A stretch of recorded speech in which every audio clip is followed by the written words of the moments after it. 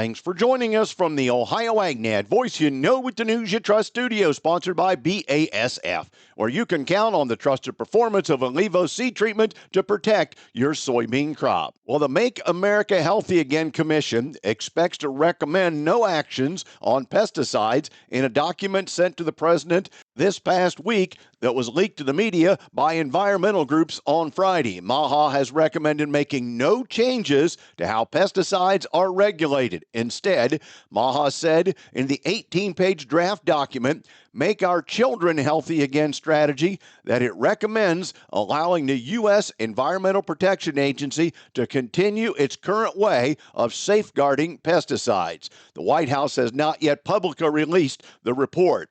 In the recommendations document, there are 3 references to pesticides, but no actions are recommended to the president. Under the section entitled Cumulative Exposure, it reads, additional EPA research will focus on using non-animal methods and computational tools to improve methods for evaluating human health and environmental risks of chemical contaminants. The report goes on to say, EPA, partnering with food and agricultural stakeholders, will work to ensure that the public has awareness and confidence in EPA's robust pesticide review procedures and how that relates to the limit of risk for users and general public. In the third reference to pesticides in the document, MAHA said that USDA and EPA would launch a partnership with private sector innovators to ensure continued investment in new approaches and technologies to improve targeting of pesticide applications. This can support increased crop productivity and reduce the total amount of pesticides needed, MAHA says in the document. In addition, MAHA recommends the EPA ensure flexibility for farms to manage manure and process water without triggering industrial-grade permitting requirements and to avoid forced mandates of costly technologies or practices that don't consider individual operations. The report also states that USDA and EPA will promote incentivizing farming solutions that focus on soil health. Today's weather brought to you by Seed Consultants. Simply better performance online at seedconsultants.com. Here's the forecast. Very warm and humid again in Ohio today. I'm Chief Meteorologist Ryan Martin. Let's take a look at that forecast update. No major changes here in our thought process. Heat and humidity, a big part of the forecast on through the first part of this week. Today, I don't think we see a lot of precipitation. Watching a little bit, maybe trying to sneak into northwestern parts of Ohio, especially late afternoon, but really the bulk of the state is going to hold off until tomorrow and into early Wednesday for our rounds of showers. I think we only end up with about 60% coverage, anywhere from a tenth to half an inch is what we've got. Much better moisture off to the west and north, and it just kind of runs out of gas by the time it gets here.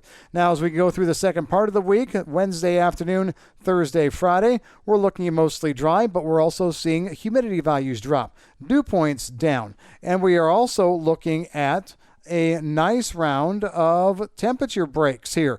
Back down in the mid-70s, so quite comfortable to finish this week and go through the weekend. And we are also seeing this pleasant temperature setup go into the first part of next week, even a reinforcing shot of cool Great Lakes air for Monday, Tuesday.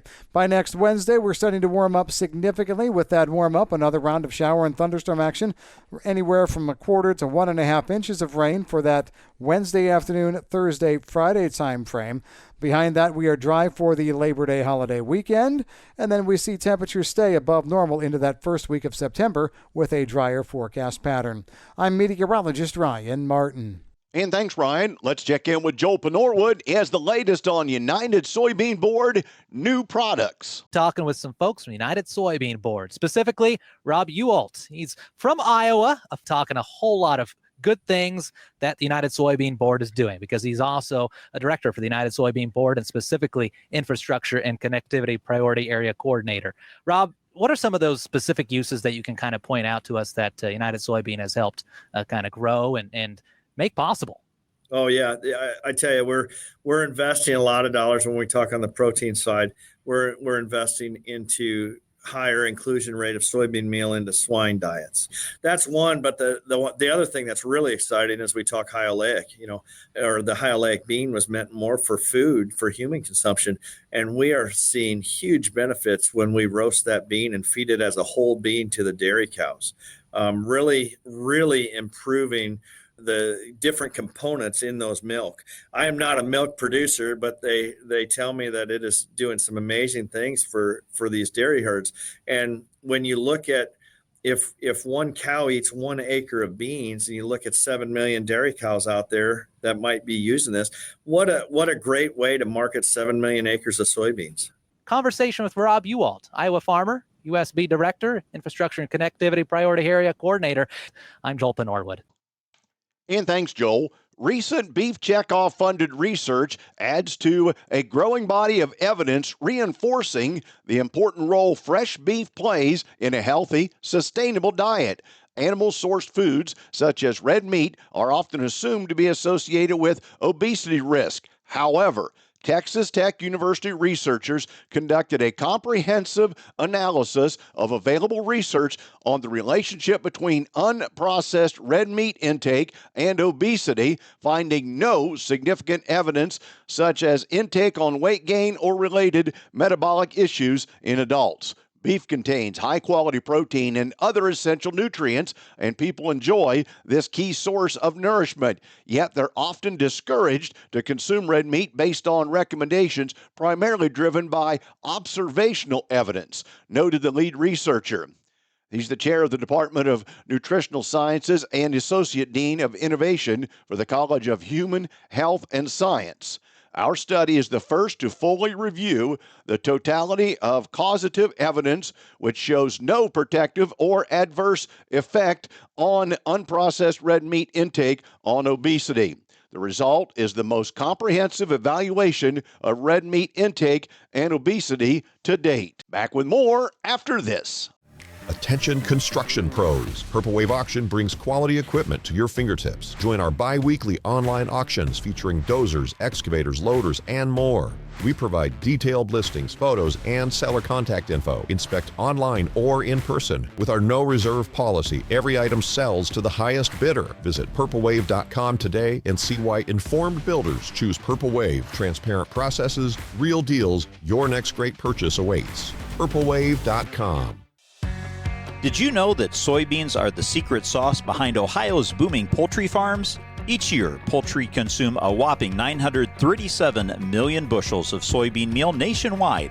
This high-protein powerhouse keeps chickens and turkeys thriving, making Ohio number 2 in egg production and number 9 in turkey farming. From farm to table, soybeans power the farms that feed families. Brought to you by Ohio soybean farmers and their checkoff. Let's take a quick look at the calendar. On Tuesday, all thanks to Nature's Alpine Solutions, will be at the Allen County Fair, and their premium fertilizer has been around since 1946. On Wednesday, our next update from Farm Credit Mid-America, as we put in our monthly updates and check in on the latest with Farm Credit.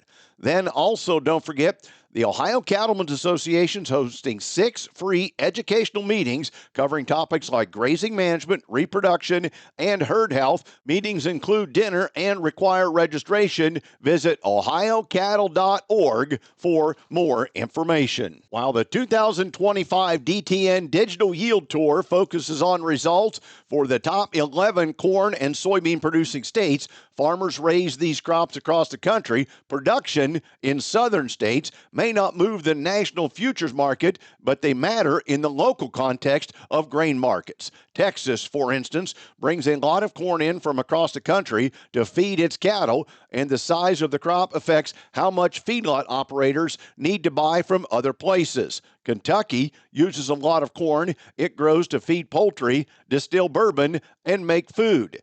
Delta states, with their southern climate and proximity to export markets, sometimes have export opportunities for growers the Midwest doesn't. DTN's yield model, which powers the Digital Yield Tour, create forecasts for more states than they officially include in their annual review of crop conditions. And a quick look to all of those numbers for 2025. There doesn't seem to be too many extremes from state to state.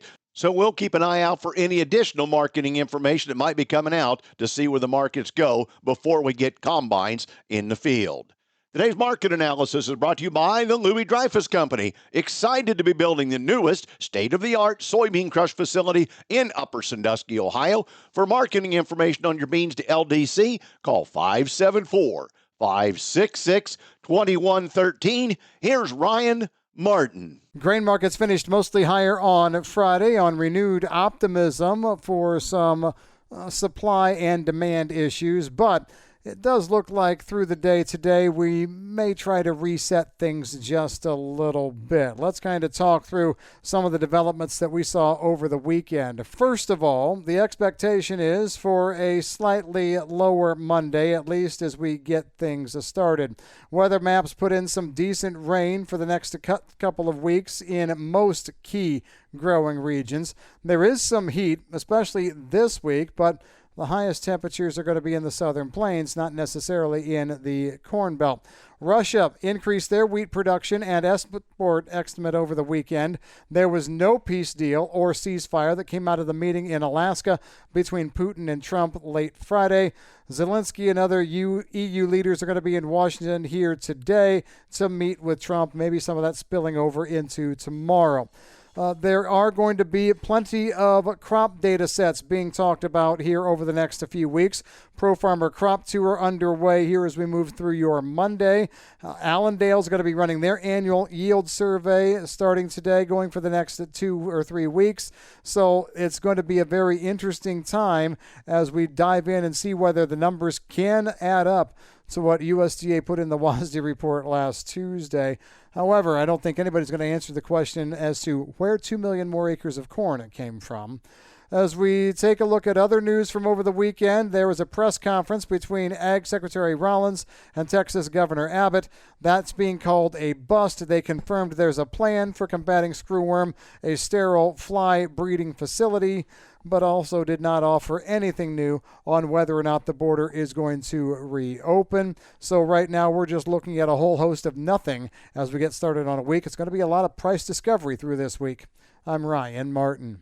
And thanks, Ryan. We'll look at the Chicago Board of Trade overnight figures after this. As we approach the long days of harvest, the Ohio Soybean Council continues investing in the future of the soybean industry. Your checkoff contribution supports ongoing education programs and collaborative outreach to inspire the next generation of agricultural leaders. You can count on the Ohio Soybean Council to support you and future generations on your farm with opportunities that make a difference. Visit soyohio.org to see all the ways the Ohio Soybean Council is invested in your future. That's soyohio.org. Let's talk about America. Not taxes or tweets or the issues that divide us, but how incredible our country is. Whether you come home to a crowded city street or sleepy small town, everyone deserves to live in a clean, green, and thriving community.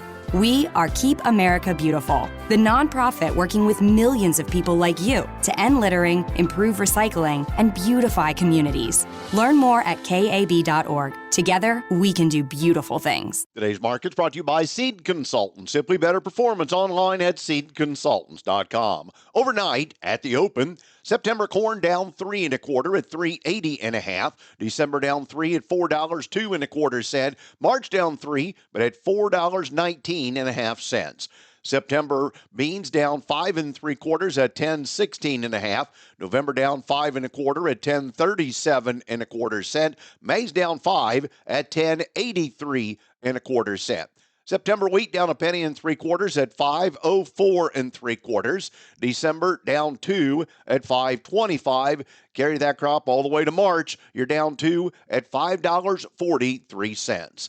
In livestock, on Friday's close, August cattle up $2.90 at $236.25. October up $3.82, closing $230.65. And December up $3.77 at $232.17.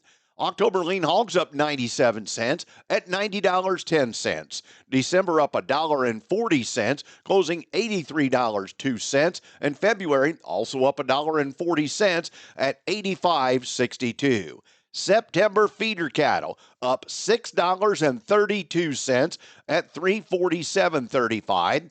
October up $5.45 at $345.90. Thanks for joining us. Have a great day, everyone. I'm Dale Minyo. This is the Ohio AgNet.